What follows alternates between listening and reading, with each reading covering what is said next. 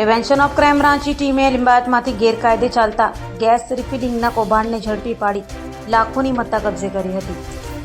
prevention of crime બ્રાન્ચની team પેટ્રોલિંગમાં હતી ત્યારે બાતમીના આધારે લીંબાયત વૃંદાવન નગર એક plot number 46 Kanaiya gas repairing